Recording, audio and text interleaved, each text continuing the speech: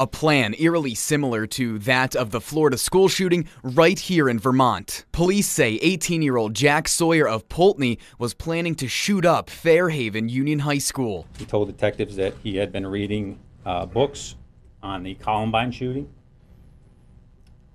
He told detectives that he was angry, not at the school itself, but at the institution. Sawyer pled not guilty Friday to charges of attempted murder and aggravated assault. A former high school classmate described him as quiet. He was kind of one of those kids that would just sit in the back of the class, not really say anything.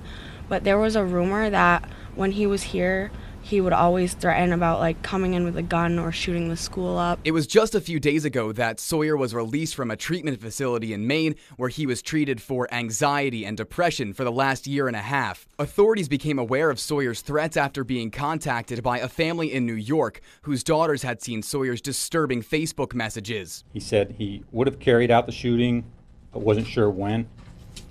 And even with law enforcement intervention, he would carry it out when he had the opportunity. According to police, Sawyer was keeping a diary titled The Journal of an Active Shooter and had plans to buy an automatic rifle to carry out the March shooting. If we are at a point when we put our kids on a bus and send them to school without being able to guarantee their safety, who are we?